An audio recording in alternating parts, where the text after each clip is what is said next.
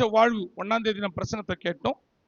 இன்னைக்கு கிறிஸ்துவை அர்ப்பணித்தல், கிறிஸ்துவை அர்ப்பணித்தல், கிறிஸ்துவை அர்ப்பணித்தல்.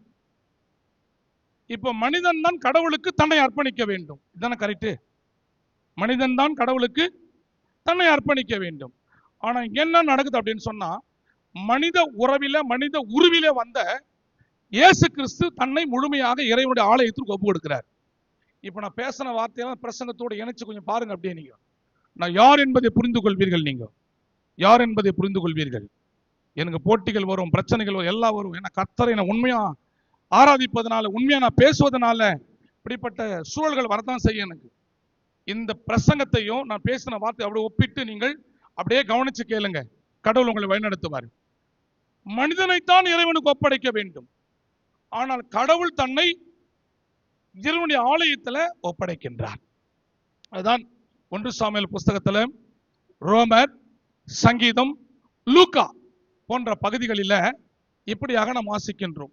இந்த 4 விதமான திருமறை பாடத்தையும் வாசிக்கும் பொழுது இதில் கிறிஸ்துவை அர்ப்பணித்தல் என்கிற தலைப்பு மிக அழகாக சொல்லப்படுகின்றது. அன்பிற்குரியவர்களே, இறை செய்திக்கு ஆசீர்வாதமாக நம்முடைய வாழ்க்கையில கடவுள் நம்மை பேணி காப்பதற்காக இந்த வாரத்தின் பிரசங்கத்தை கடவுள் நம்முடைய வாழ்க்கையில பிரதிபலிப்பாக கொண்டு வருகின்ற நிகழ்வை ஏற்படுத்துகின்ற தன்மையில சங்கீதம் 118 22 23வது வசனத்தை வாசிக்க கேட்டுக்கொள்கின்றேன்.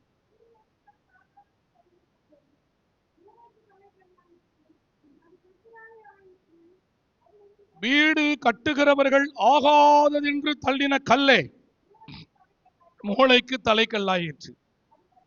எத்தனை பேர் ஒரு ஆமேன்னு சொல்ல முடியும்? இன்னைக்கு அநேக விதமான வாழ்வாதாரங்களில தள்ளப்பட்டவர்களாக இருக்கிறோம். இன்னைக்கு நம்மை ஒரு உபயோகத்தின் காரியங்களா என்னால செய்ய முடியும்னு சொல்லிட்டு இருந்திருந்தோம். நம்ம இன்றைக்கு கவனிக்காமல் எல்லா இடங்களும் புறக்கணிக்கப்பட்ட பிள்ளைகளா இருக்கின்றோம். கரெக்டா? இதே வார்த்தை தான் நேற்று திருமறை பாடத்தில் சொல்லப்படுகின்றது. இன்றைக்கு அது சங்கீதக்காரன் எழுதுகின்றார். வீடு கட்டுகிறவர்கள் ஆகாததென்று ஒதுக்கப்பட்ட கல்லே, அதுதான் அந்த வீட்டினுடைய மூளைக்கு தலைக்கல்லாய் இருக்கும். அந்த கல்லை தவிர வேற எதுவும் கிடையாது. ஒரு ஆமேன்னு சொல்லுங்களேன். இப்போ நீங்க வந்து வீடு வந்து கட்டிடுறாங்க. இதுக்கு நான் டெஃபினேஷன் கொடுக்குறேன் பாரு உங்களுக்கு. நான் வீடை கட்டி முடிக்கிறாங்க. இப்ப வீடை கட்டும்போது எல்லாரும் முதல்ல வந்து உள்ள போயிட்டு எதை பார்ப்பாங்க? எதை பார்ப்பாங்க? வீட்டு உள்ள போயிட்டு நேரா போயிட்டு என்ன பண்ணுவாங்க? சூப்பரா இருக்குது வீடு, இப்படி இருக்குது வீடு, பரவாயில்ல, பெட்ரூம் நல்லா இருக்கே, அப்புறம் கிச்சன் நல்லா இருக்கே, ஹால் நல்லா இருக்கே, பாக்குறாங்களா இல்லையா? வீடு கட்டும் என்னமா பாக்குறீங்க? உங்க பார்வையை பார்த்து எப்படி தெரியுமாக்குத? எப்படி கட்டுக்கிறோம் பாரு, என்னால கட்ட முடியலையே, அந்த மாதிரி பார்வையா பாக்குறேன். வீட்டு உள்ள புது வீட்டுக்கு போனோம்னா என்ன பண்றேன்? எதையோ பாக்குறேன். இன்னைக்கு ஆகாத கல்லை வந்து எல்லா பெரிய வீட்டை கட்டிட்டு அப்படி தூக்கி போட்டோம்னா அந்த கல் எதுக்கு? பெட்ரூமுக்கு பயன்படுவது கிடையாது, ஹாலுக்கு பயன்படுவது கிடையாது, அப்புறம் கிச்சனுக்கு பயன்படுவது கிடையாது. நீ எதிர்பார்க்கின்ற முதன்மையான நிகழ்வுகளுக்கு இல்லத்துல அந்த கல் பயன்படுவது கிடையாது. ஏன்னா என்ன பண்ணிட்டுக்கிற? அந்த கல்லு நீ என்ன பண்ணிட்டுக்கிற? உங்க பாஷையில ஒதுக்குறீங்க, என் பாஷையில சொன்ன தூக்கி போட்டுக்கிறீங்க வெளியில. என்னப்பா? தூக்கி வெளியே போட்டுக்கிறோம். அந்த கல் உதவாது. ஏங்க, இது மொத்தத்தையும் கட்டி முடிச்சுட்டு பூசு வேலைலாம் செய்துட்டு இன்னும் ஒயிட் வாஷ் எல்லாம் பண்ணிட்டு எலக்ட்ரிக்கல் ஒர்க் எல்லாம் பண்ணிட்டு டெடிகேஷன் பண்ண போற பாரு கடைசியில. அதுக்கப்புறம் தாங்க அந்த வீட்டுக்கு ஏற படியே நீ கட்டுற.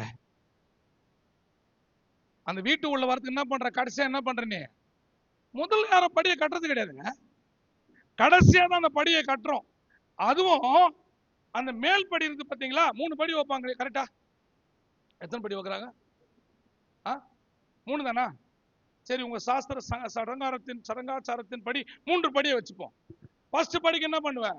படிக்கு கல்லுன்னு சொல்லிட்டு நல்ல கல்லாம் எடுத்து வைப்பேன். அதுக்கப்புறம் என்ன பண்ணுவேன்? இன்னும் கொஞ்சம் மீதி இருக்கிற கல்லெல்லாம் வைப்பேன். கடைசி படியில வந்து மொத்த கல்லும் காயல் ஆயிட்டு இருக்கும். எங்க கல்லு படி லாஸ்டா கட்டும் பொழுது என்ன இருக்காது? உங்ககிட்ட மீதி கல் இருக்காது, மீதி சிமெண்ட் இருக்காது, மொத்தமே ட்ரை, எல்லாம் காலி. அப்ப அந்த கடைசி படி வந்து ஃபர்ஸ்ட் வைக்கிற பாரு காலு, அந்த படிக்கு என்ன பண்ணும் தெரியுமா? தூக்கி போட்ட பாரு ஒரு கல்ல.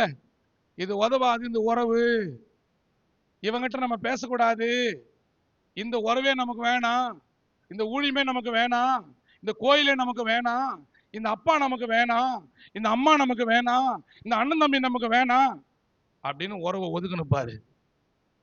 அப்படிப்பட்ட ஒதுக்கப்பட்ட தூக்கி எறியப்பட்ட கல்லுதான் அந்த கடைசி முதல் படியில வைக்கப்பட்டு பூசி, நீ அந்த அழகான டெக்கரேஷன் உள்ள வீட்டுக்கு உள்ள போகும் பொழுது அந்த அறைகள் எல்லாம் பார்ப்பதற்கு முதல்ல உன்னை தாங்கி உன் காலை வந்து எடுத்து வைப்பது வேண்டாம் என்று ஒதுக்கப்பட்ட பத்தியா, அந்த கல்லினால கட்டப்பட்ட அதுதான் உன்னை உள்ள கொண்டு போறேன் ஃபர்ஸ்ட் படி.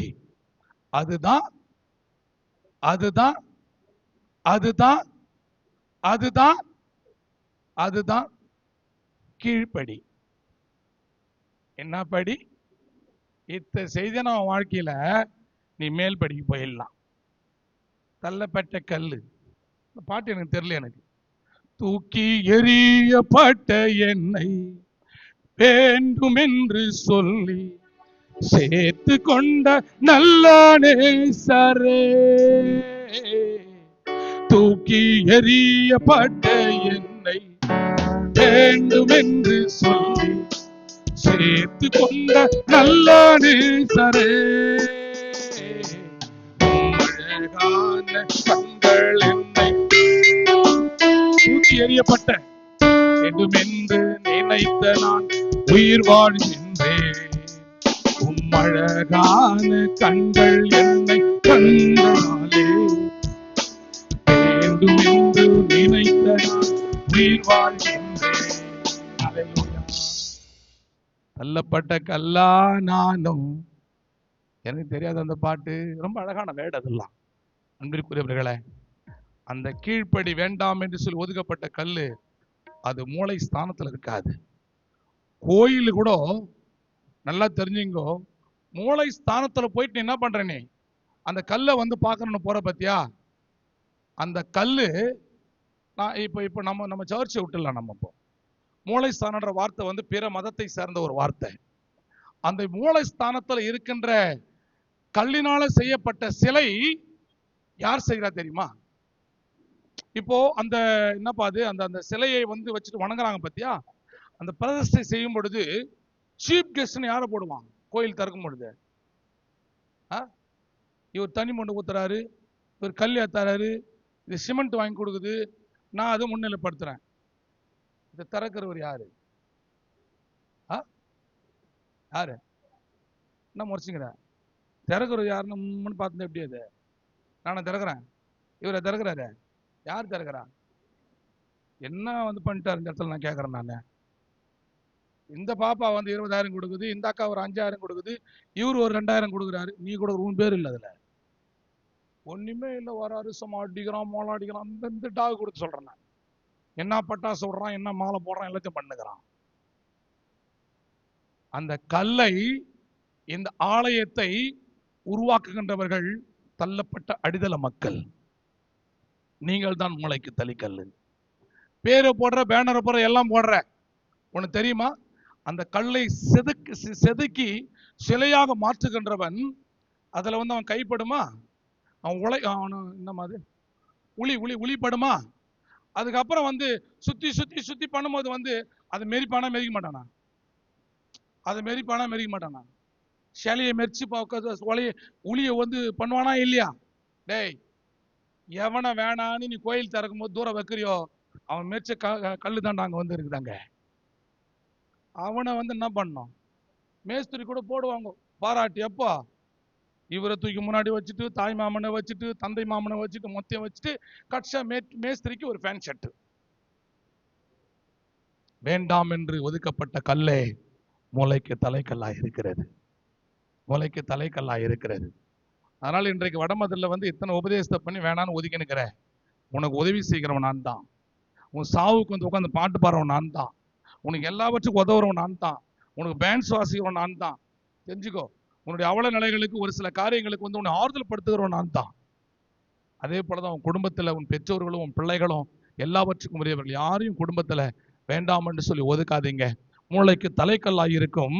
அப்புறம் 23ஆம் வசனம் வாசிக்கும் பொழுது, அது கர்த்தராலே ஆயிற்று, அது நம்முடைய கண்களுக்கு ஆச்சரியமா இருக்கிறது. நான் இன்ட்ரோடக்ஷனே இவ்வளவு தூரம் பேசுறேன். நான் இப்போ பிரசங்கத்துக்கு நான் போனேன். நான் என் அன்பிற்குரியவர்களே, கிறிஸ்துவை அர்ப்பணித்தல் என்கின்ற தலைப்பில் பட்டியலில் கிறிஸ்துவை அர்ப்பணித்தல் என்கின்ற ஒரு நிகழ்வு எப்படி ஈடுபடுகிறது? பிதாவின் சித்தத்தின்படி, பிதாவின் திட்டத்தின்படி அது செயல்படுகின்ற ஒரு காரியமாக அமைகின்றது. பிதாவின் திட்டத்தின்படி இயேசு உலகிற்கு அனுப்பப்பட்டு மரியாள் வழியாக தேவாலயத்தில் அர்ப்பணிக்கப்பட்டார். ஒரு ஆமென் சொல்லுங்க. செய்தியோடு கூட தலைப்பு வார்த்தையாக இந்த வசனத்தை எடுத்துங்க. லூக்கா 2வது அதிகாரத்தில் 23வது திருமொழியில் இப்படியாக சொல்லப்படுகின்றது. கிறிஸ்துவை அர்ப்பணித்தல் பகுதியில் பிதாவின் திட்டத்தின்படி இயேசு உலகிற்கு அனுப்பப்பட்டு மரியாள் வழியாக தேவாலயத்தில் அர்ப்பணிக்கப்பட்டார். லூக்கா 2:23 வாசிக்கலாமா? முதல் பேரான எந்த ஆண் பிள்ளையும் கர்த்தருக்கு பரிசுத்தமானது எனப்படும். அல்லேலூயா. இப்ப என்ன நான் குறை சொல்லிக்கிறதா, உங்களை நான் குறை சொல்றதா தெரியல. நான் முதல்ல ஆண் பிள்ளைகள் பிறந்தால் அந்த ஆண் பிள்ளைகள் கர்த்தருக்கு பரிசுத்தமானவர்கள் எனப்படும். ஒரு ஆமென் சொல்லுங்க. எத்தனை பேர் வீட்டுல முதல் ஆண் பிள்ளை பிறந்துக்குது? ஆண் பிள்ளை பிறந்தவர்கள் எல்லாம் முதல் ஆண் பிள்ளை பிறந்தவங்க எல்லாம், உன் பிள்ளை முதல் பிறந்த பிள்ளை பரிசுத்தமான பிள்ளை. என் கர்த்தர் சொல்றார், முதல்ல பிறந்த ஆண் பிள்ளைகள் எல்லாம் பரிசுத்தமானது எனப்படும். இந்த பரிசுத்தமான எனப்படுகின்ற அந்த பிள்ளையை என்று கர்த்தருடைய நியாய பிரமாணத்தின்படி அது எழுதி வச்சுக்குது. பழைய ஏற்பாட்டில் எழுதி இருக்கிறபடி அவரை கர்த்தருக்கென்று பரிசுத்தமானதை என்ன பண்ணக்கூடாது? பரிசுத்தமானது நாய்களுக்கு முன்னாடி போடக்கூடாது, முத்துக்களை கொண்டு போய் பன்றிகள் முன்னாடி போடக்கூடாது. பரிசுத்தம் எழுதிட்டார் கடவுள் உன் பிள்ளைய. அந்த பரிசுத்தமானதை யாருக்கு கொடுக்கணுமா? கர்த்தருக்கு கொடுக்கணும். ஒரு ஆமென் சொல்லுங்க. அதான் நான் சொல்லும் போது ஆரம்பிச்சேன், நிறைய மனசுல பேசுது. இப்போ நான் என்ன குறை சொல்லிக்கிறதா, உங்களை சொல்றதா? இப்ப நான் கொஞ்சம் ஸ்லிப் ஆயிட்டு அப்படி போயிட்டு நான் டாக்டருக்கு படிக்க வச்சிட்டேன். அது இறைப்பணி தான். இருந்தாலும் அது பரிசுத்தமான பிள்ளையாக கடவுள் அங்கீகரிக்கின்றார். இதுக்கு நிறைய டெபினேஷன் கொடுக்க முடியும், அதெல்லாம் வேண்டாம். என் அன்பிற்குரியவர்களே, உங்களுடைய ஆண் பிள்ளை, முதற் பிள்ளையை, ஒரு வீட்டுல ஒரு பிள்ளைய கடவுளுக்கு கொடுக்கணும். என்னடா உன் பிள்ளை பண்றான்னு சொன்னா, என் பிள்ளை ஃபர்ஸ்ட் பிள்ளை இன்ஜினியர், 2வது பிள்ளை டாக்டர், 3வது பிள்ளை வேற எதனா வேலை சொல்லுங்க, பேங்க்ல வேலை செய்யுது. உனக்கு எத்தனை பிள்ளை? ஒரே ஒரு பிள்ளை. என் ஒரே பிள்ளை ஐடியில் வேலை செய்யுது. உனக்கு எத்தனை பிள்ளை? எனக்கு 2 பிள்ளை, அது இங்க இருக்குது. ஆபிரகாம் கடவுள் கொடுத்த ஆசீர்வாதம் தெரியுமா? நீ பிள்ளைகளை பெற்று கடற்கரை மணலை போல பெருகி இந்த பூமியை நிரப்பினாரு. இப்ப நம்ம பெற்றெடுத்த பிள்ளைகள் எல்லாம் தேவாலயத்தில் உட்காந்து, கோயில் எங்க சேர் என் காலியாக இந்த இடத்துல, இந்த சேர் யார் சேர்? இது இந்த சேரெல்லாம் யார் சேரு? பிள்ளைங்க உட்கார சேர். எங்க பிள்ளைங்க? பிள்ளைங்க எங்க? அது பரிசுத்தமான பிள்ளையா நீ வளர்த்திருப்பாய் அப்படின்னு சொன்னா, அந்த பிள்ளைங்களை கொண்டு எங்க வச்சிருப்ப? இந்த இடத்துல சேர் காலியா இருக்காது. நேற்று பார்த்தோம் பிள்ளைங்களை, அந்த வேர்டு ஏதோ எங்கேயோ கேட்டிருக்கிறேன் நான். பிள்ளைங்க, அந்த பிள்ளைங்களை நேற்று பார்த்தேன் நான். என் பிள்ளைகளுடைய கால்கள் பரிசுத்தமா இருக்கணும், கைகள் பரிசுத்தமா இருக்கணும், வாழ்க்கை பரிசுத்தமா இருக்கணும் என்று சொல்லி பரிசுத்த பாடலுக்கு நான் டான்ஸ் ஆட விட்டேன். அந்த இடத்துல நீ போயிட்டு சாவு கூத்து ஆடிக்கிற. அந்த இடத்துல நீ என்ன கிறிஸ்தவ? நான் கேட்கறேன். நான் அங்க யார் யார் ஆடுன்னு தெரியுமா? சாரா குடிக்கிறவங்களாம் ஆடினா அந்த இடத்துல. அவங்க கூட நம்ம புள்ள ஆடுறோம். நம்ம புள்ள அப்படின்றான். இங்க ஆண்டு துதி செலுத்துறான்னா, அப்படியே டிஸ்கோ டான்ஸ் ஆடுறத, குடிக்காரன் கூட ஆடுறத அடிச்சுப்பா. குடிக்காரன் கூட ஆடுறத பெற்றோர் பராசி என் பிள்ளையோட ஆடுது பத்தியா, உணர்த்தப்பட்டா கெச்சவர மாதிரி உன் புள்ள கிறிஸ்துவ புள்ள ஆடிங்குது, என் புள்ள ஆடிங்குது. இதுல வேற இவங்க ஆத்தா போய் ஆடுது கூட போயிட்டு அந்த இடத்துல போயிட்டு பலர்பெல்லாம் கொடுக்கலாம். விஜயகாவை நான் அடிக்கலான்னு பார்த்தேன். நான் இது இருக்குது. உன் கால்களை, உன் கைகளை, உன் உடலை என் ஆண்டவருடைய பரிசுத்தத்துக்கு கர்த்தர் பிரித்தெடுத்திருக்கிறார். டிஸ்கோ டான்ஸ் ஆடுற, சாவு கூத்து ஆடுற பிள்ளைங்க எல்லாம் தயவு செய்து பெற்றோர்கள் பிள்ளைகளை எச்சரிப்பு பண்ணுங்க. உங்களை தெருவில் ஆடுறதுக்கு கர்த்தர் வைக்கல, தேவாலயத்தில் நடனமாட கர்த்தர் வச்சிருக்கிறாரு. நீங்கியும் ஆடுவ டான்ஸ், தெருவுலையும் ஆடுவேன். நீ தயவு செய்து சொல்ற, மரணத்தை என்கிட்ட கொடுத்துருங்க. முழு பொறுப்பேற்று நான் செய்யறேன். நான் முதல்ல இருந்து கடைசி நான் செய்யறேன். எங்க ஐயா உங்களுக்கு தூக்கி நான் கூட வச்சு செய்யறேன். நான் என்ன பண்ற தெரியுமா? டேய்,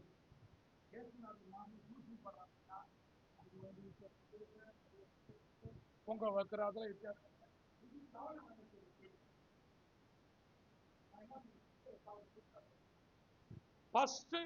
மரணம் பார்த்த உடனே அதான் உன் கடமை. இங்க வந்து என்ன பண்றான், மொத்தம் தெருற மாதிரி வந்து மொத்தம் இங்க வந்து அவுத்து போட்டு அவமானமா இல்ல? ரோட்ல வந்து கை வேணடா, நீ கிறிஸ்தவன், நீ கிறிஸ்தவன்.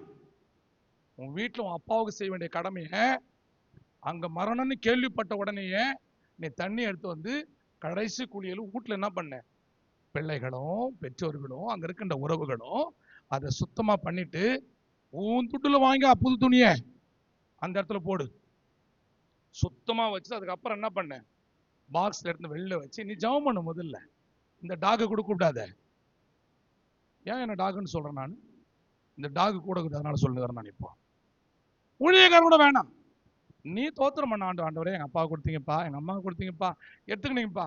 உன் குடும்பம் அதான் சைலண்டா என்ன பண்ணும், அதுதான் பரிசுத்தத்தை அலங்கரிக்கின்ற காரியம். மரியாள்னு ஒரு பொம்பளை இருக்கிறாங்க, தெரியுமா உங்களுக்கு? எந்த மரியா? ஏசாமி பெத்த மரியாவை நான் கேட்கல. நான் அந்த மரியாதை கேட்கல. நான் இயேசுநாதர் அவர் ஒரு வீட்டுக்கு போறார். நலதும் என்கின்ற தைலத்தை கொண்டு வந்து எங்க சுடுகாட்டுல ஊத்துனா, எங்க ஊத்துறா, எங்க ஊத்துறா, எங்க வீட்டுல. இந்த நிகழ்வை செய்த உடனே கூட இருந்த தேவப்பிரியானோ ராஜா அவங்கள என்ன பண்றாங்க அப்படின்னா, என்னத்துக்கு தண்டமாகிற துட்டு நீ? யார் சொன்னா? கூடகிற சீசர்கள் சொல்றாங்க, இவ்வளவு பணத்தை போய் வித்து ஏழை, இப்பதான் வந்துச்சு ஏழை மேல அக்கறை இவங்களுக்கு. இவங்க சோறு தூண்டுறது வரல, டிஸ்கோ டான்ஸ் ஆடுறது வரல, இதெல்லாம் போயிட்டு விலை உயர்ந்த பொருள் வேணும் மாற்றதெல்லாம் வரல இவங்களுக்கு. With waste பண்ணிடுறியே. அப்போ இயேசுநாதர் அவர்களுக்கு மறுமொழி கொடுக்கிறாரு, அப்பா, இந்த மகள் நான் மரித்த பிறகு என்னை அடக்கம் செய்வதற்கு எத்தனமாக இவற்றை செய்கின்றாள். அடக்கம் செய்ய என்ன பண்ணணும்?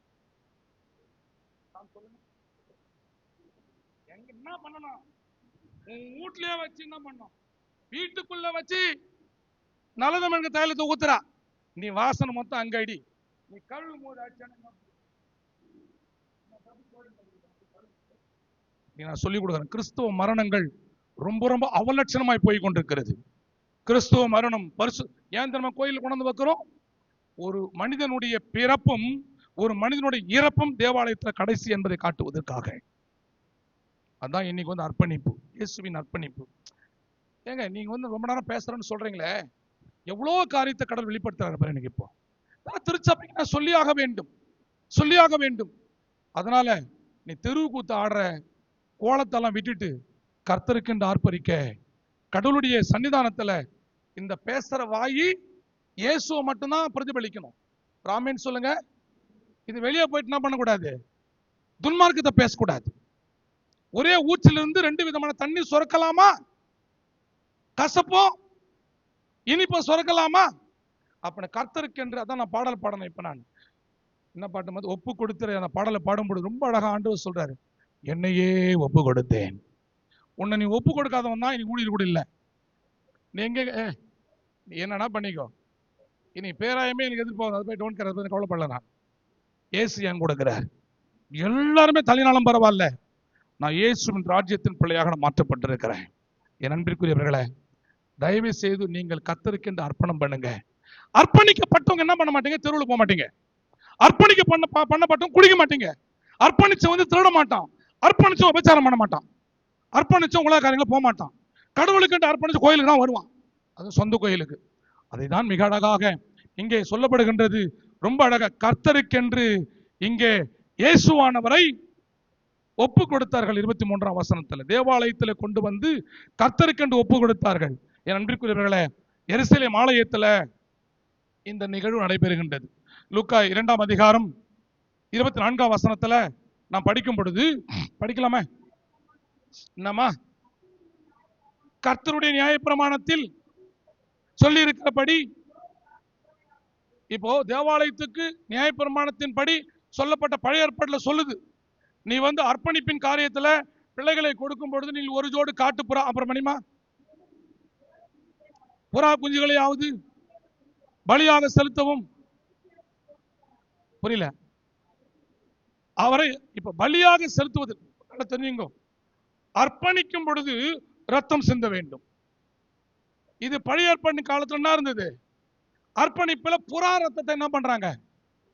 நல்லா புரிஞ்சுங்க, பின்னாடி புரிஞ்சுங்க. அர்ப்பணிக்கும் பொழுது கடவுளுக்கு பலி செலுத்துகின்ற ஒரு சடங்காக புறாவை கொண்டு போய் என்ன பண்றாங்க? பலி செலுத்துறாங்க. இந்த கான்செப்ட் தான் பழைய ஏற்பாட்டில் முழுமையாக கொடுக்கப்பட்டிருக்கிறது. இதை நிறைவேற்றுகின்றாங்க யாரு? யோசேப்பும் மரியாளும் நிறைவேற்றுறாங்க. அப்ப கொண்டு போறாங்க. இததான் இயேசுநாதர் கோயிலுக்கு என்ன பண்றாருன்னு சொன்னா, புறா விற்கிறவர்களை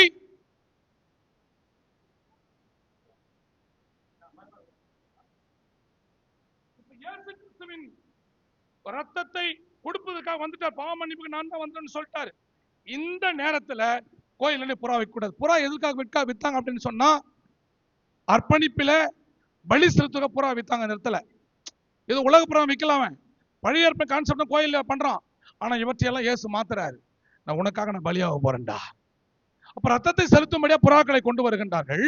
அப்போ கொண்டு வந்த அந்த நிகழ்வுகளில அங்க யார் இருந்தா? 25ஆம் வசனத்துல பார்க்கும் பொழுது, அப்பொழுது சிமியோன் என்னும் பேர் கொண்ட இவர்கள் பலி செலுத்த இயேசுவை அர்ப்பணிக்க வரும் பொழுது, அந்த எருசலேம் தேவாலயத்துல சிமியோன் என்று பெயர் கொண்ட ஒரு மனுஷன் இருந்தான். அவன் பரிசுத்தமான ஒரு ஊழியக்காரன் என்பதை வேதம் இன்று கற்பிக்கின்றது நமக்கு. இன்னைக்கு படிக்கலாம் தொடர்ந்து. நல்லா தெரிஞ்சுங்க, தேவாலயத்தில், எருசலேம் தேவாலயத்தில் அமர்த்தப்பட்ட ஊழியருடைய பெயர் சிமியோன். சிமியோன் என்பவன் அங்கு அமர்த்தப்பட்ட அவனுடைய நிகழ்வுகள் அங்க திருமணம் எழுதப்படுகின்றது. என்ன நிகழ்வு தெரியுமா? அவன் முதலாவது நீதி உள்ளவனாயிருந்தான். ஒரு ஆமென் சொல்லுங்களேன். நீதி எதை காண்பிக்கிறது? நீதி எதை காண்பிக்கிறது? 16:8 வாசிங்க. நீங்க இப்ப நான் சொன்ன 16:8 அந்த பகுதி இடத்துல சந்தோஷப்பேன். எனக்கு தெரியுதா தெரியலையா? நீ ஆதியாகமத்துக்கு போற 16:8 நீ லேவியராகமத்துக்கு போயிட்டு போற. யார் படிக்கிறா? ஏன் அவளை பின்னாடி போட்டு அவர் வந்துட்டாங்க உட்காந்துக்கிற நீ பின்னோக்கி போய் கொண்டே இருக்கிற. நீ பச்சாலும் தப்பு இருந்தாலாண்ட. யோவான் சுவிசேஷம் 16:8 சொல்லப்படும், அவர் வந்து பாவத்தை குறித்தும் இருங்க வர. இப்ப சிமியோன் என்கின்ற வாழ்க்கையில நீதி இருந்தது. இவர் யாரு வரவுரு? இவர் யாரு வரவுரு? Sunday school அனுப்பிச்சுட்டா? இவர் யாரு வந்தவரு? இயேசுநாதர் வரார். இவர் நீதியை குறித்து போதிக்கிறார். ஆமென் சொல்லுங்க. பாவத்தை குறித்தும். தம்பிடே உட்கார், உட்கார்றா. இவன் ஏன் திரும்ப எழுந்து நான் இப்போ என் பேர்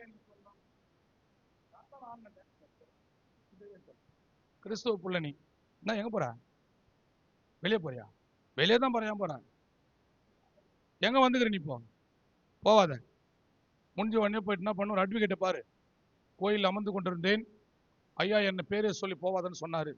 உனக்கு அட்வொகேட் நான் தரேன். நான் கோயிலுக்கு வந்துட்டேன், கோயில உட்காந்து பிரசங்கத்தை எழுந்து போவாத. நீதியை குறித்து இதுதான் நீதி. இப்ப பேசுங்க நீதி. இது கோயில் உட்கார்ந்துட்டா வெளில எழுந்து போட சொல்றது நீதி. பரிசுத்த ஆவியானவருடைய தன்மை நீதியை போதிக்கின்றது. சிமியோனுடைய வாழ்க்கையில முதலாவது நீதி உள்ளவனாக, அடுத்து தேவ பக்தி நிறைந்தவனாக உள்ளவனாக காணப்பட்டான். மூன்றாவது இஸ்ரேல் மக்களுக்கு ஆறுதல் வர காத்திருக்கிறவனாக இருந்தான். ஆமென் சொல்லுங்க. இஸ்ரேல் மக்கள். நம்மலாம் யாரு? நம்மலாம் யாரு? நம்ம யாரு மோசே? உண்மையா சத்தியமா நமக்கெல்லாம் ஆறுதலை கொடுக்கின்ற ஒரு ஊழியக்காரனா இருந்தார். மூன்றாவது. நான்காவது, அவர் மேல் பரிசுத்த ஆவியானவர் இருந்தார். ஊழியக்காரர் அப்படின்னு சொன்னா நீதி இருக்கணும், தேவ பக்தி இருக்கணும், இறை மக்களுக்கு ஆறுதல் சொல்லுகின்ற ஒரு ஊழியக்காரனா இருக்கணும். 3 குவாலிபிகேஷன் இருந்தான்னு செக் பண்ணிக்கோ. அடுத்து நான்காவது காரியமாக பரிசுத்த ஆவியால் நிரப்பப்பட்டு பேசுகின்ற வார்த்தையாக இருக்குதா செக் பண்ணணும். ஐந்தாவது காரியம், அங்கே மிக அழகாக தொடர்ச்சியாக சொல்லும் பொழுது, ஆவியினாலே முன்பு சொல்லப்பட்டவை பரிசுத்த ஆவியினாலே அறிவிக்கப்பட்டு இருக்கின்றதை இவன் அறிந்து கொண்டவனா இருந்தான். சிமியோன் எதை போதிக்கின்றவனா இருக்கிறான்னு சொன்னா, முன்பு கடவுளால் பரிசுத்த ஆவியினால் அனுமதிக்கப்பட்ட வார்த்தைகளை, அனுமதிக்கப்பட்ட ஊழியத்தை நிறைவேற்றுகின்றவனாக இருந்தான். அல்லேலூயா, அல்லேலூயா. இப்படிப்பட்ட தன்மையுடைய ஒரு சிமியோன் என்கின்ற ஊழியக்காரனைத்தான் கடவுள் எருசலேம் ஆலயத்தில் வைத்திருந்தார். இன்னைக்கு இருக்கின்ற ஊழியக்காரர்களும், ஆயர்களும், திருப்பணியாளர்களும், மிஷினரிமார்களும் இந்த குவாலிபிகேஷன் இருக்கா? உனக்கு கறி வாங்கி தரணும், இத்த வாங்கி தரணும், இந்த மாதிரி குவாலிபிகேஷன் வச்சுக்கிறானா? நல்லா தெரிஞ்சுக்கோ. இதை போதிக்கிறவன் தான் ஊழியக்காரன். இதை போதிக்கிறவன் மக்கள் யாரும் ஏத்துக்க மாட்டாங்க.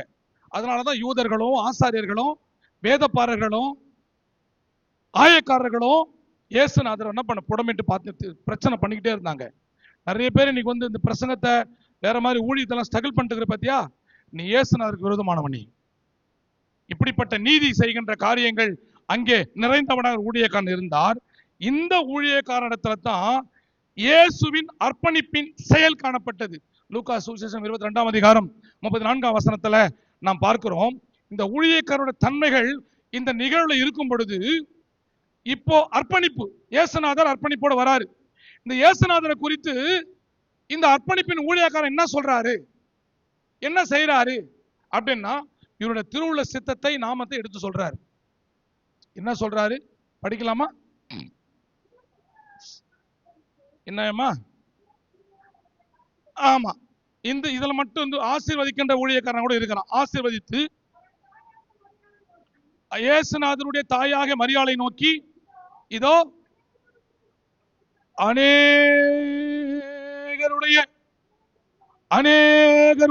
யார் அந்த அநேகர்? யார் அந்த அநேகர்? இஸ்ரவேலை யோசிக்கிறது வடமறை யோசிப்போம். உன் இருதய சிந்தனை அறிஞ்சு வச்சுக்கிற ஊழியக்காரன் தெரிஞ்சுக்கோ. நீ என்ன கோணத்துல உட்காந்துக்கிற, என்ன கான்செப்ட்ல உட்காந்து, என்ன எண்ணத்துல உட்காந்துக்கிற, உன் எண்ணங்களை அறிந்து வைத்திருக்கிற. எப்படி அந்த ஆள் பேசுறான், நான் நினைச்சுக்கிட்டே பேசிக்கிறான், என்னையே திட்டிங்கிறான். ஏய்,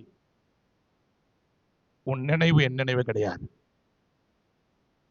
நீ நினைக்கிறமா நான் இல்ல. உங்களுடைய இருதயத்தின் நினைவுகள் எல்லாவற்றையும் அறிந்திருக்கின்ற கடவுள், உன் மன விருப்பத்தை நிறைவேற்றுகின்ற இயேசு அவர். அநேகருடைய இதுல எத்தனை குடும்பம் அடங்குது? எத்தனை குடும்பம் அடங்குது? கூப்பிட்டு கேட்டாயா, நீ தப்பா நினைச்சுக்கிறியா? நீ டேய், உன் செயல்பாடு காட்டுது நீ எங்க இருக்கிறன்ட்டு, உன் சிந்தனைகளை காட்டுது நீ எப்படி எப்படி செயல்படுற அப்படின்ட்டு. நான் வந்துருந்தேன் கோயிலுக்கு, நீ வந்துருந்தாங்கிற, ஆனா உன் நினைவு எங்க இருக்குது? உன் நினைவை அறிந்து வைத்திருக்கின்ற ஊழியக்காரன். ஒரு கரங்களை தட்டலாமா? எத்தனை பேர் யோசிக்கிறீங்க? உன் நினைவு என்ன நினைக்கிற? கோயிலை கெடுக்கிறியா, கோயிலை வாழ வைக்கிறியா? நான் கோஆர்டினேட்டர் போட்டு எனக்கு தெரியும், எனக்கு யாரை போட்டா எனக்கு கீழ்ப்படி வாங்கோ, யாரை போட்டா வேலை செய்வாங்கோ, யாரை போட்டா ஓடும், எனக்கு தெரியும். எனக்கு பொறுப்பாளர் அதுலயும் விடாம கோஆர்டினேட்டர் ஃபர்ஸ்ட் ஹெட்டிங்ல போட்டு வச்சிருக்கேன். நான்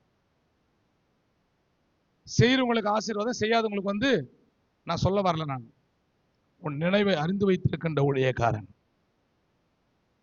நினைவுகளை அறிந்து நல்லா தெரிஞ்சுக்கோ. வடமதுரையில எல்லாம் விழுகிறதற்கும் நம்ம நீ ஓடாதோ நீ ஏந்துக்கிறதையும்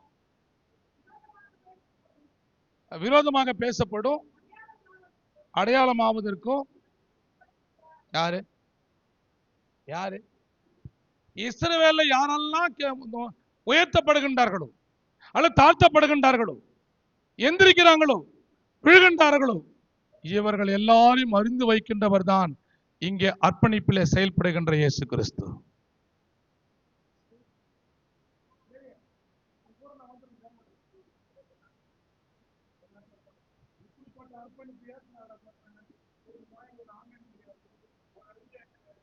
இங்க வர இயேசுநாதர் அர்ப்பணிக்கின்ற இயேசுநாதர், நீ விழுந்தாலும் நீ எழுந்துக்கினாலும் எல்லா நிலைமையிலும் உன்னை அறிந்து வைத்துக்கின்ற கடவுள் இயேசு.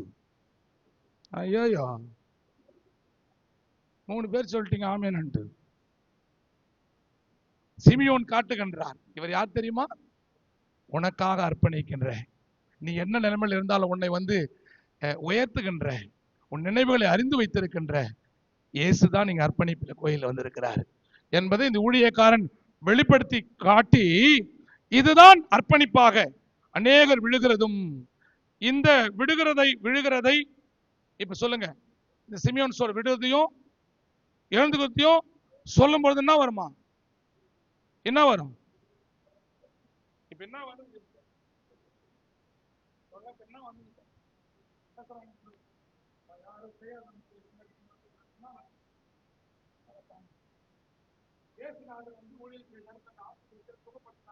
எல்லாத்தையும் பண்ணாரு. அவர் சும்மா மாலை போட்டு கௌரவம் போட்டு கௌரவிச்சாங்களா? பண்ணாங்க. எப்ப பண்ணாங்க? குருத்தோல்ல பண்ணாங்க. அதுக்கு அடுத்து ஒண்ணு தூக்கி சிலுவையில் அரைஞ்சாங்க.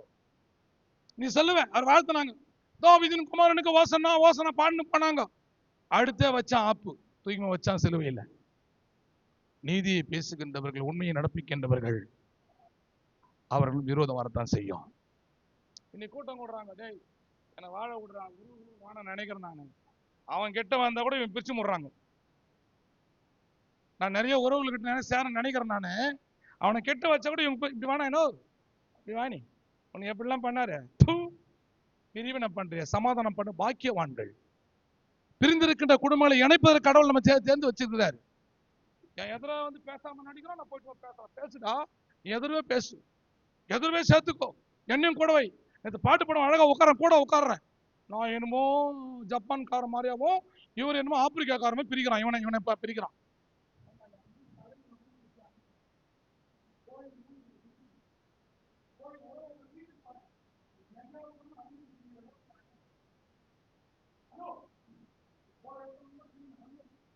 எதுக்கு ஏசுன ஒண்ணு வச்சிருக்கிறாரு? தம்பி கொஞ்சம் சின்ன குறைச்சிட்ட, வாய் அடக்குடா. விரோதங்கள் வரதான் செய்யும்.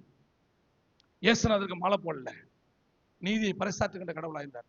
இப்படிப்பட்ட அர்ப்பணிப்பில் இயேசுவானவரை, அவருடைய அர்ப்பணிப்பை என்னன்னு சொன்னா, விரோதத்தை ஏற்படுத்துகின்ற அர்ப்பணிப்பு தான் கோயில் இயேசுநாதர் செய்து கொடுத்தாங்க. அப்படிதான் அவர் அர்ப்பணிச்சாங்க. அப்படிப்பட்ட சூழலை இயேசுநாதரை தன்னை முழுமையாக அர்ப்பணித்து, இயேசுவின் அர்ப்பணிப்பில் இந்த சிமியோன் மாத்திரம் ஆணாக இருக்கின்ற நிகழ்வை மாத்திரம் கடவுள் காட்டாமல், அவருடைய அர்ப்பணிப்பில் ஒரு பெண்ணும் இருக்க வேண்டும்.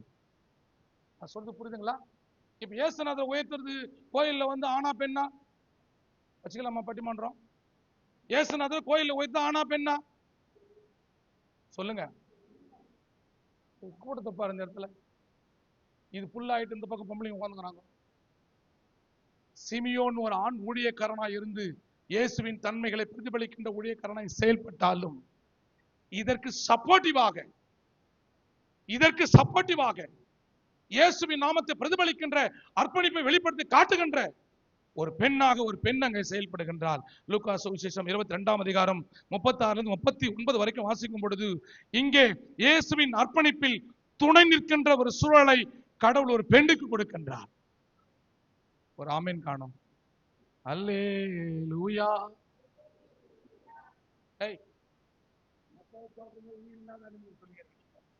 பெண்ணுன்னு சொல்றேன்.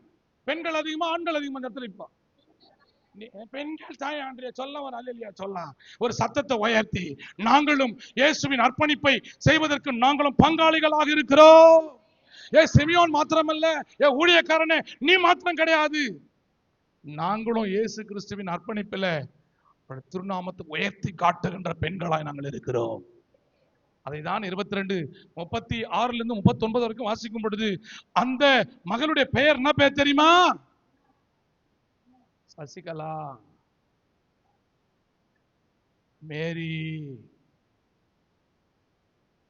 எங்க நான் சொல்றேன், இந்த ஊழியக்கார வார்த்தையை தயவு செய்து சொல்றேன், உன் வாழ்க்கையில் ஆசீர்வாதமாக உன் பெண் பிள்ளைகள் இருப்பதற்கு இயேசுநாதரோடு இணைத்து நான் பேசுகின்ற வார்த்தைகளை, என் வார்த்தைகளை ஏற்றுக்கொள்ளுங்கள். பிள்ளை இல்லாத பிள்ளைகளுக்கு கர்த்தர் பிள்ளை குழந்தை பாக்கியத்தை கொடுப்பார். நான் யார் 2 பேரை சொல்றேன்?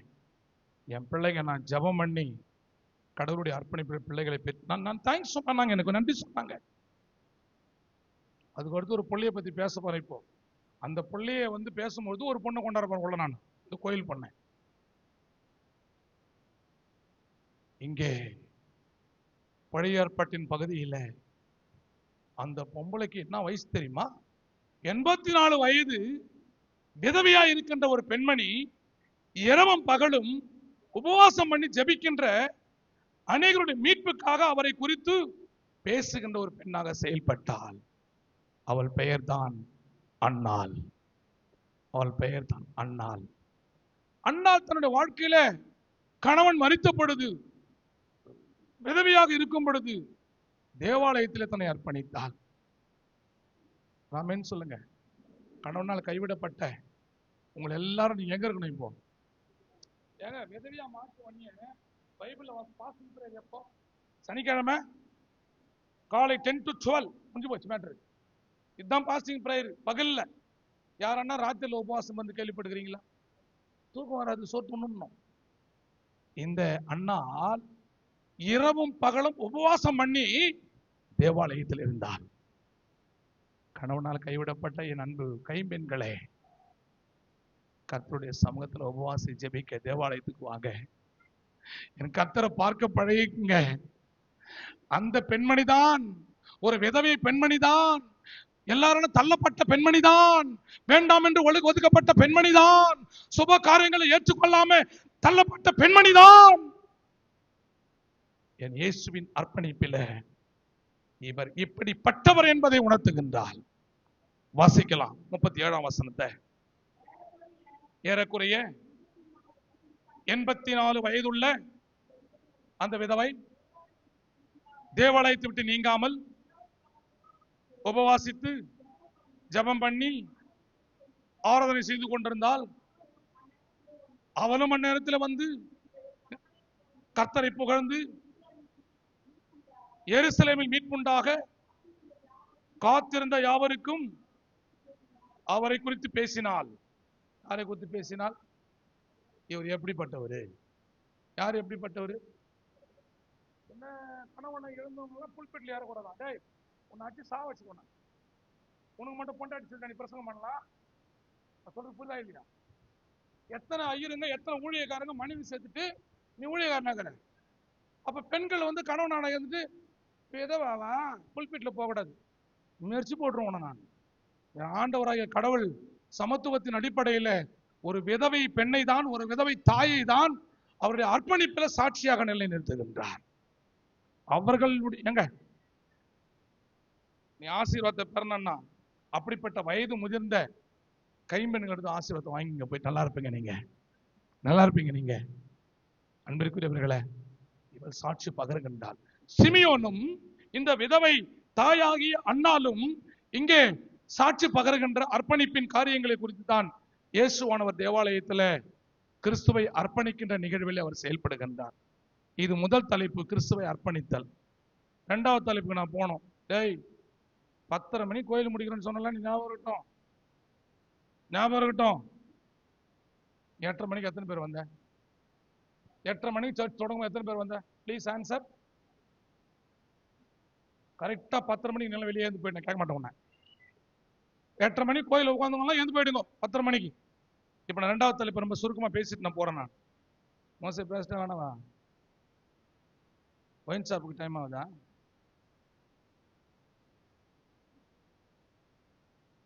கர்த்தர் கொடுத்ததை கர்த்தருக்கு அர்ப்பணித்தால். இரண்டாவது தலைப்பு, கர்த்தர் கொடுத்ததை கர்த்தருக்கு அர்ப்பணித்தால். யாரவா? 1 சாமுவேல் புஸ்தகம் 1ஆம் அதிகாரம் 19, 28 வாசிக்கும் பொழுது, எல்கானா என்று சொல்லப்படுகின்ற ஒரு மனிதர், இந்த எல்கானாவுக்கு மனைவியாக இருந்தவள் அன்னாள். இவர்களுக்கு பிள்ளை இல்லை. இவளுக்கு என்ன இல்லை? சுதாமா பார்த்து மிஸ் பண்ணிட்டாங்க. நான் வந்து பசங்க ரெடி பண்ணும்போது நான் யோசித்தேன், பிள்ளை பேரு இல்லாத நபர்களுக்கு கர்த்தர் பிள்ளையை கொடுத்து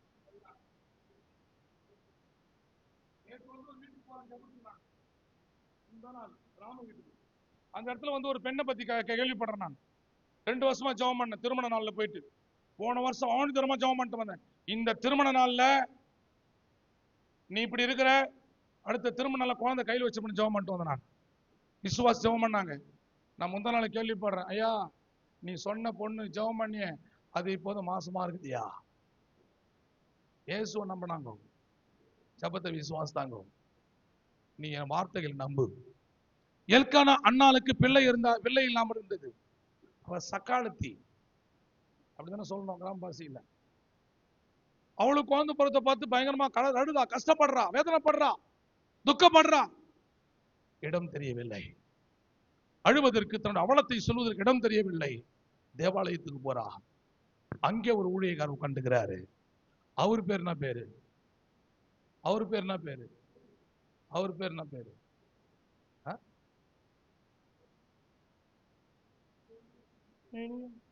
சொல்ல சார்லஸ் தான் கொஞ்சம் போடுவேன். ஐயா ஐயா, குழந்தை வந்து ஒரு நாள் ஜெபம் பண்ணி வருது என்கிட்ட. இப்படிப்பட்ட சிம்டம்ஸ் நான் சொல்றேன். ஒரு பொண்ணை இணைக்கிறேன்னு சொன்ன பார்த்தா பிரசங்கத்தினால இந்த பொண்ணு தான் சாட்சியா நிக்காதுங்கோ. தலைவருக்கு வந்து ஸ்டைலாக ஜிப்பா போட்டுக்கணும். எப்பவுமே இது வரலாம் வந்து அவர் பிறந்த நாள் இது வரலாம் இன் பண்ணி பார்த்தே கிடையாது அவரை. நான் ஒரு நாள் வீட்டுக்கு போனேன். ஏய் நீ மூப்பினார் ஸ்டைலாக எப்ப நீ நான் பாரு இன் பண்ணு எப்படி இருக்கிற பாரு, நீ வந்து இன் பண்ணு ஸ்டைலாவா கோயிலுக்கு சொன்னா இல்லையா. அன்னைக்கு சாயங்காலமே கோயிலுக்கு இன் பண்ணு வராரு. ஆனா நடக்க தெரியல, இன் பண்ணிக்கின்னு வேற மாதிரி ஸ்டைல் நடக்கிறாப்ல தம்பி. எப்ப ரொம்ப சூப்பராக இருப்பான், ரொம்ப நல்லா இருப்பான். பரவாயில்லப்பா, நான் சொன்ன வார்த்தை அப்படி கேட்டு பண்ணிட்டு போன்றேன். என்ன பண்ணணும்? ஆமாயா நீங்க சொன்னீங்க, நான் தானே சொன்னேன் ஃபர்ஸ்ட் உனக்கு. இது முன்னாடி இன் பண்ணவே இல்லை, கிறிஸ்துவுக்கு முன்னும் கிறிஸ்துக்கு பின்னும் அவரு.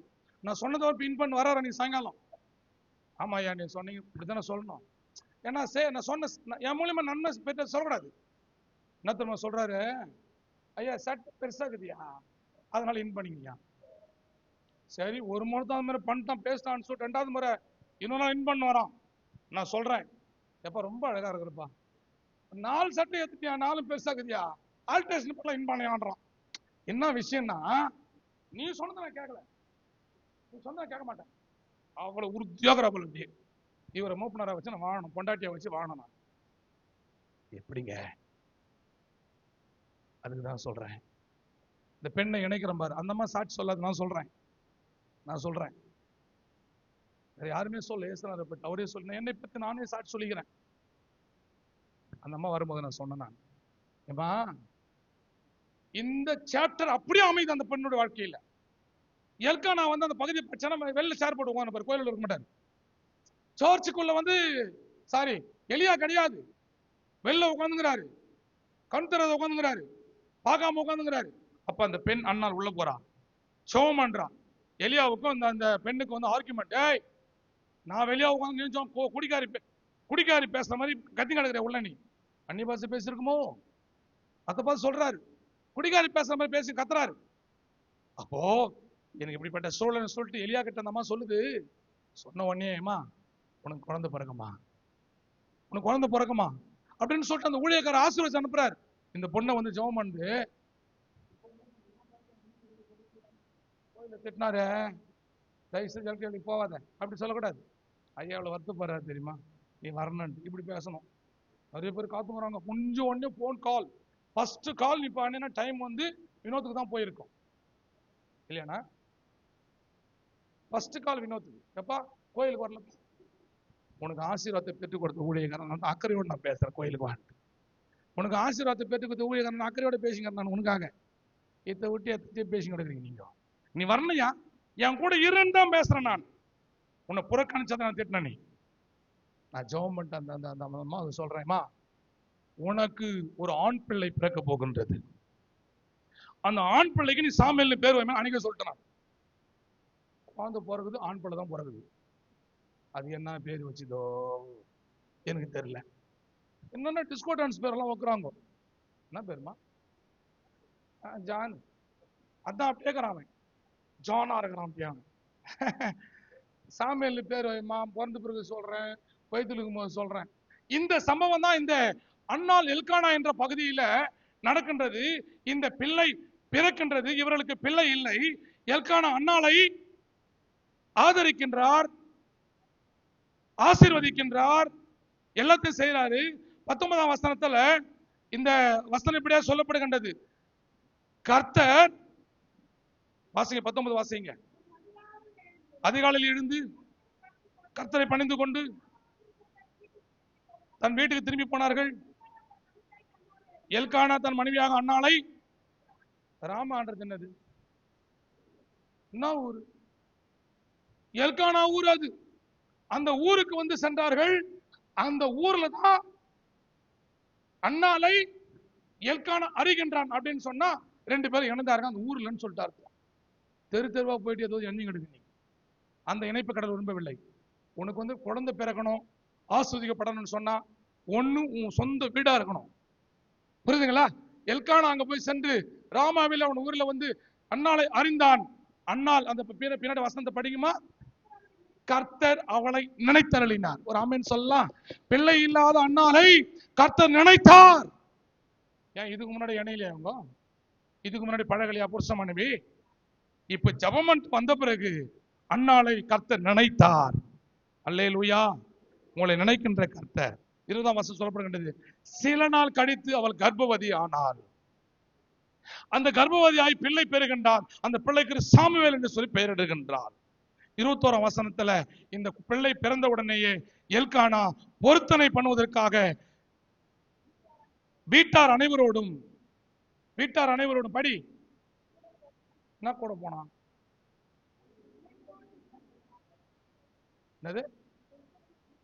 தன் பொருத்தனை செலுத்தும்படியாக எங்க போனான்? வீட்டார் அனைவரோடும். இங்க பிள்ளை உருவாகின்ற இடம் வேறு, ராமா. ஆனா தேவாலயத்துக்கு போகின்ற ஊர் பேர் என்ன பேரு? என்ன ஊர் பேர் போட்டிருக்காங்கல்ல? ஏம்பா படிங்க, 25ஆம் வசனத்தை படிங்க. சீலோவில் இருக்கிற ஆலயத்துக்கு போனார்கள். 24ஆம் வசனம் போட்டிருக்கு பாரு. பால் மறந்த போது சீலோவில் இருக்கிற கர்த்தருடைய ஆலயத்திற்கு. என்ன சீலோ எங்க, ராமா எங்க? சொல்லுங்க பால. ஏங்க இப்படிப்பட்ட ஒரு ஆழமான செய்தியை கொண்டு போறேன். நீ கோயிலுக்கு வந்துட்டு என்னென்ன கான்செப்ட் என்ன பண்ண முடியும்? ராமா என்பது எல்கானா ஊரு. இப்ப ஃபர்ஸ்ட் பிரசவத்துக்கு எங்க அனுப்புறாங்க அம்மாவை? சீலோவுக்கு அனுப்பல. முதல் பிரசவ குப்பத்துக்கு அனுப்புனாங்க. உன்னை உங்க அம்மா வீட்டுக்கு அனுப்புறாங்க, உன் ஊருக்கு அனுப்புறாங்க. இந்த யாரு? அண்ணாளுடைய பிள்ளை வந்து பிறகின்ற தாய் வீட்டில் சீலோவில் பிறக்கின்றது. அந்த ஆலயத்தில் பிரதிஷ்டை செய்தார்கள். அந்த ஆலயத்தை கொண்டு போனார்கள். அப்ப கொண்டு போகும் பொழுது குடும்பத்தோடு போனா எல்கானான்னு இருந்த இடத்துல. அப்ப தேவாலயத்துக்கு எப்படி போனோம்? ஏதா மிஸ்ஸஸ் தேவபுரம் எங்க? அவங்க ஜாலியா இருப்பாங்க, நீ எப்படி இருப்ப? ஐயோ, ஹாஸ்பிட்டலுக்கு போகவில்லை என்று சொன்னா கோயில முதல் மகளாக வந்து கொண்டிருப்பார்கள். எங்க வீட்டுக்காரங்க சொல்லிட்டா பிசினஸ் எல்லாம் போட்ட பிரசனத்துல. ஆலயத்திற்கு குழந்தை பேர் பெறும் பொழுது குடும்பத்தோடு தேவாலயத்துக்கு போனான். இப்ப இவங்க மனைவி இல்லைன்றத நான் சொல்றேன் பாரு. இப்ப நான் அந்த அம்மா குழந்தை பிறந்துக்குது. தீட்டு உள்ளவர்கள் யாரும் 3 மாசம் கோயிலுக்கு போக கூடாது. என்னது? பெண்கள் வந்து பிள்ளை பெறும் பொழுது தீட்டோடு இருப்பார்கள். இதற்கு வந்து ரொம்ப அழகா வந்து டெபினேஷன் சொல்லப்படுகின்றது. இந்த குழந்தை இன்னும் பால் குடித்துக் கொண்டிருக்கிறது. ஆகவே இந்த குழந்தை எடுத்து என்ன பண்ண கூடாது? பால் குடிக்கிற குழந்தை எங்க எடுத்து போக கூடாது. என்ன அதுக்கு அர்த்தம் தெரியுமா உங்களுக்கு? இங்க வந்து சால் எதுக்கு கொடுத்துக்கிறாங்க உங்களுக்கு? எதுக்குமா கொடுத்துக்கிறாங்க சால்ல? சால் எப்படி எப்படி எப்படி புண்ணு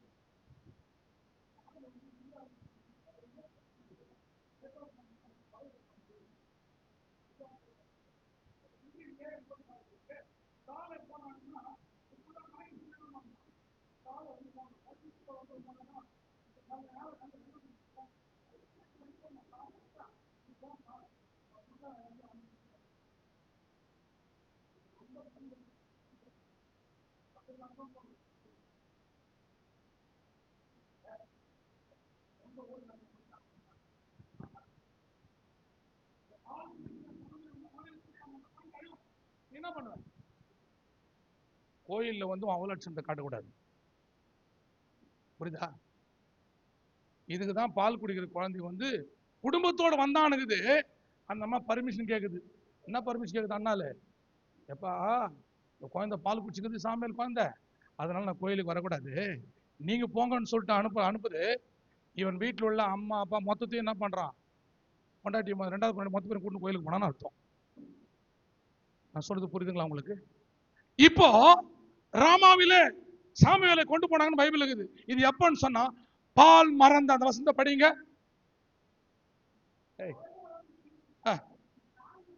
24 பால் மறந்த போது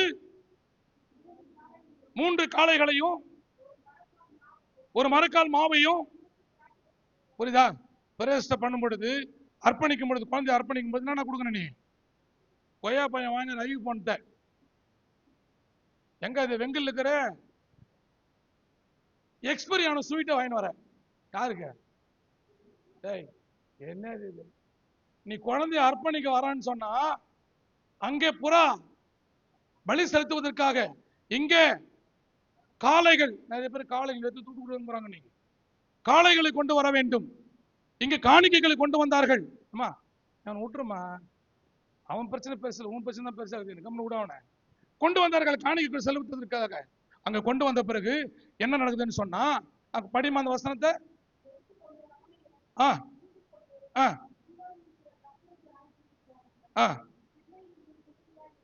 பிள்ளை குழந்தையா இருக்கும் பொழுது கோயிலுக்கு தூக்கிட்டு வந்தாங்கன்னு சொல்லுது.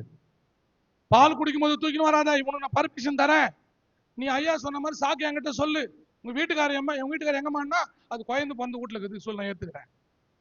நீ செம்மண்ண ஹாஸ்பிட்டல் இருக்குது, ஏய் நீங்க ஏசு நான் சுகம், இங்க வா, ஞாயிற்றுக்கிழமை விசுவாசத்துக்கு தான் உனக்கு, மருத்துவமனைக்கு போகாத, கத்துக்கிட்ட வா, நான் சாட்சியா சொல்றேன், சுகத்தை கத்து கொடுப்பாரு. அல்லேலூயா. இந்த நிகழ்வு எப்படி நடக்குது என்று சொன்னால் 26ஆம் வசனத்துல 25 ரொம்ப அழகா சொல்றாரு. இந்த அழைத்து வந்த குழந்தையை, பால் மறந்த குழந்தையை கொண்டு வந்து ஏலியின் இடத்துல கொண்டு வந்து ஜெபித்தார்கள். அப்ப சொல்ற அண்ணால், வாசிக்கலாமா? வாசிக்கலாமா? அப்பொழுது அவள், ஆண்டவனே உம்மண்டையில நின்று கர்த்தரை நோக்கி விண்ணப்பம் பண்ணின ஸ்திரீ என்ன சொல்றா? அந்த கண் தெரியாதுவன் அடையாளம் காட்டுறான். நீ வந்து நான் வந்து ஜெபம் பண்ண பத்தியா, நீ ஆசீர்வச்ச பத்தியா, நான் தான் வந்துக்கிறேன் ரேகா, நான் தான் வந்துக்கிறேன் சசி, நான் தான் வந்துக்கிறேன் மேரின்னு சொல்லணும். நீ வர குழந்தை பிறந்த எங்க தெரியுமா போற, நேரம் தூக்கின அந்த கடல் ஒருத்தர் கப்படிச்ச இடத்துல மூத்திரம் பேர் இடத்துல போயிட்டு குளிச்சுட்டு வந்துக்கிற, போயிட்டு நீ வேளாங்கண்ணிக்கு போயிட்டு அடையாருக்கு போயிட்டு, ஏன்னா குழந்தை பிறந்துச்சு ஃபர்ஸ்ட் அங்க போறியான், உன்னை வந்து சிசர் வச்சு கட் பண்ணும்.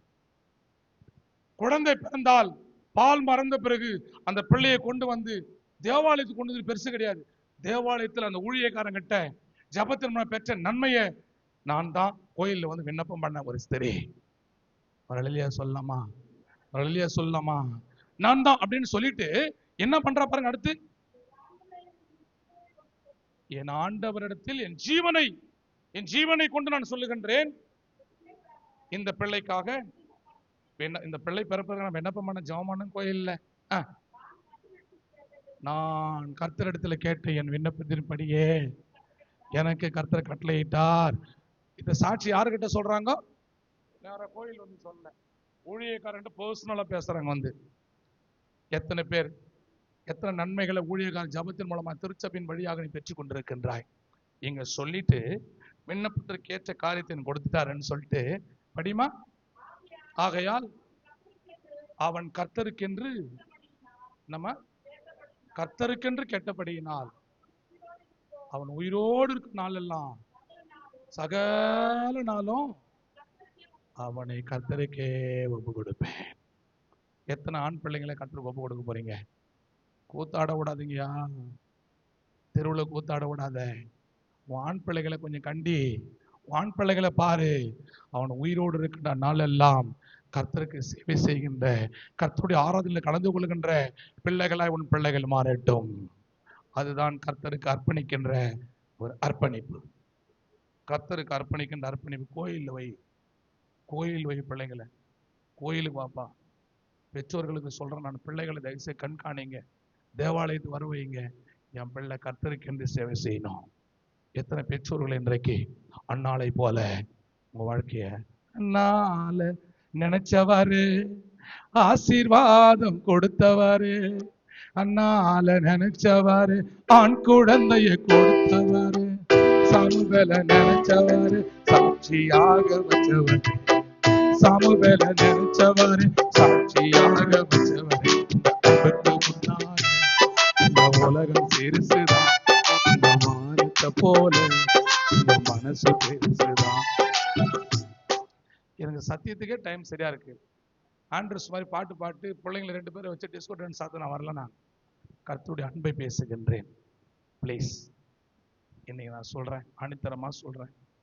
எத்தனை பெற்றோருடைய உள்ள இன்னைக்கு என் பிள்ளைகளுக்கு திருமணமாகி குழந்தைலன்னு சொல்லி யோசிக்கிறீங்களா? கர்த்தர் இன்னைக்கு அண்ணாலை போல உங்கள் இருதயத்தை தேவாலயத்தில் ஊத்துங்க. பிள்ளை இல்லாத சகோதரர் வந்திருக்கிறீங்களா? ஏசப்பா கிட்ட ஆண்டவர் என் பிள்ளை வேணும்னு சொல்லி கேளுங்க. உன் பிள்ளைகள் தாறுமாறா உலகத்துல போயிட்டு இருக்கிறாங்களா? என் பிள்ளை உமக்கென்று கொடுக்குறேன்னு சொல்லுங்க. அம்மா மாருங்க, கர்த்தருக்கு அர்ப்பணம் பண்ணுங்க. எல்லாரும் இயேசுவே தன்னுடைய வாழ்வை அர்ப்பணம் செய்தார். மரியாள் பிள்ளையை கொண்டு வந்து தேவாலயத்தை அர்ப்பணம் செய்தால், அண்ணாள் பிள்ளையை கொண்டு தேவாலயத்தை அர்ப்பணம் செய்தால், இன்றைக்கு அர்ப்பணிப்பின் பெற்றோர்களாக கடவுள் நம்மை அனுமதிக்கின்றார், ஆசீர்வதிக்க விரும்புகின்றார். கண்களை மூடுவோம். பரிசுத்த ஆவியானவரே, உமக்கு ஸ்தோத்திரம்பா. நீ பேசின வார்த்தைக்காக நன்றிப்பா, நன்றிப்பா. என் திருச்சபை மக்களை தொடுங்கப்பா, ஆசீர்வதிக்கப்பட்டவர்களா மாறட்டும்பா. பிள்ளை இல்லாத பிள்ளைகளுக்கு பிள்ளை பாக்கியத்தை தாங்கப்பா, தாங்க சாமி. எல்கனாவின் ஜபத்தை குடும்பமா கேட்டீரே, இனி குடும்பமா தேவாலயத்துக்கு வர தன்மைகளை தாங்க சுவாமி. பெரிய காரியங்களை செய்யுங்க, ஆசீர்வதிங்க. இயேசுவின் நாமத்தில் பிதாவே. எண்ணி எண்ணி